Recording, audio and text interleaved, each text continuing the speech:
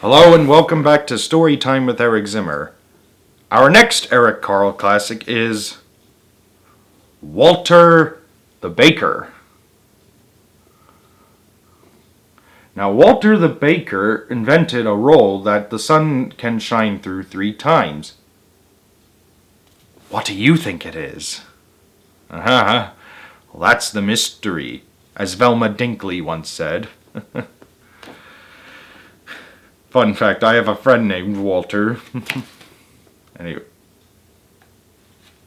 Alright. Let's begin.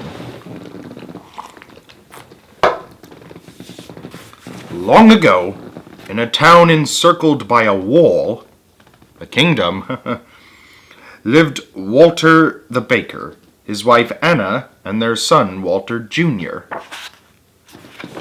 Walter the Baker was known even outside the walls of the town, or kingdom, as it may be.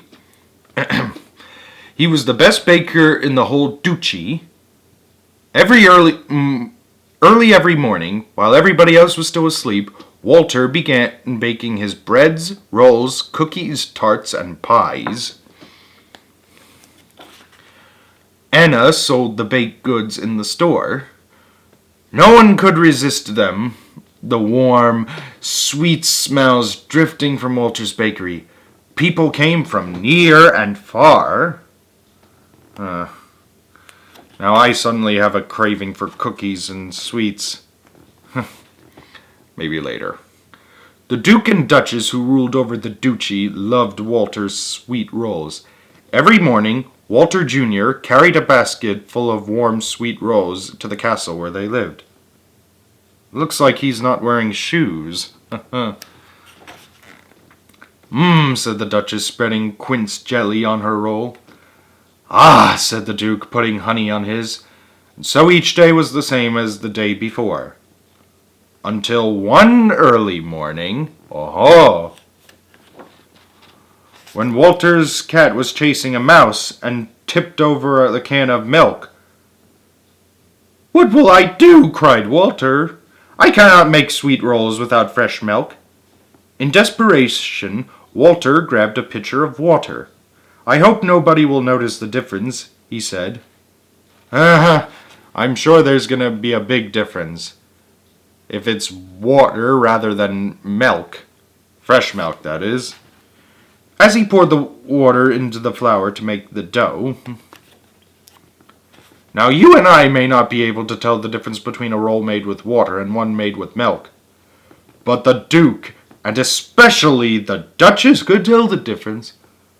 "Ugh!" cried the Duchess after she took a bite. "What is this?" roared the Duke. "Where is Walter the Baker? Bring him here at once." So Walter was brought before the Duke. "What do you call this?" roared the Duke. "This is not a roll, this is a stone." And with that, he threw it at Walter's feet. "I used water instead of milk," Walter admitted, hanging his head in shame. "Pack your things, and leave this town and my duchy forever," shouted the Duke. "I never want to see you again." "Why, Duke," pleaded Walter, "this is my home. Where will I go? Please, give me one more chance. Please." "I must banish you," said the Duke. But then he remembered Walter's good rolls and how much he and the Duchess would miss them. "Well, Walter," the Duke started to say. Then he thought and thought some more. "You may stay if you can invent a roll through which the rising sun can shine 3 times. And to make it more difficult," he added, "it must be made from one piece of dough, and most of all, it must taste good. Now go home and bring me such a roll tomorrow morning." Poor Walter. Worried and sad, he trudged back to his bakery. But at least he wasn't banished. Walter worked all day and into the night. He made long rolls, short rolls, round rolls, twisted rolls. He made thin rolls and he made fat rolls. And he worked some more. Looks like the cat is helping him. Walter beat, pulled, pushed, and pounded the dough. But it was all in vain. He could not come up with a roll that would please the Duke. By early morning, Walter had only one long piece of dough left. "It's hopeless," he cried. In a sudden fit of anger, he grabbed the last piece of dough and flung it against the ceiling. "Stick there!" he yelled at the dough. But it didn't. It fell, twisting itself as it dropped down and plopped into a pail of water. Anna and Walter Jr. were awakened by Walter's yell and rushed into the bakery just as Walter was about to dump out the water and the twisted piece of dough. "Father, stop!" shouted Walter Jr. "Look!" And Anna quickly popped the dough into the hot oven. Soon it was brown and crisp. She took out the dough and handed it to Walter. It hadn't risen very high, but it had 3 holes. And before she put it in the oven, the cat put salt on it. Walter held up the twisted roll and smiled. He saw the morning sun was shining through it 3 times. "It's a pretzel!" And of course it has salt on it. That's how pretzels are made. Walter put the roll into a basket and rushed to the castle to deliver his invention to the Duke and Duchess. And they too saw the morning sun shine through 3 times. The Duke and Duchess each took a small bite. Walter was afraid to look because he had no idea how it would taste. "Well done," said the Duke. "Perfect!" exclaimed the Duchess. Both were glad that Walter would not have to be sent away. And Walter, too, was happy that he could stay. "Now pray tell us, Walter, what do you call this?" asked the Duke. Yes, pray us tell," Walter stammered, as he tried to come up with a name. "What was that? Pretzel?" said the Duke.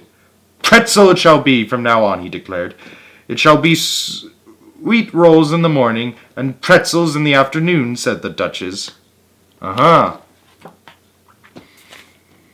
Walter returned to his bakery and spent all day and night making pretzels. The next morning there were baskets of pretzels outside the store for the whole town to taste, and a special basket of pretzels for the Duke and Duchess. And a cheer went up for Walter the Pretzel Maker. Oh, and here's a little fun fact. The word pretzel comes from the Latin word brachium, meaning arm. The pretzel was originally a simple bread eaten during Lent. Its shape is based on an ancient position for prayer in which the arms were folded across the chest and the hands are placed on opposite shoulders. Nice. Very nice. The end. I'll see you next time on Story Time with Eric Zimmer.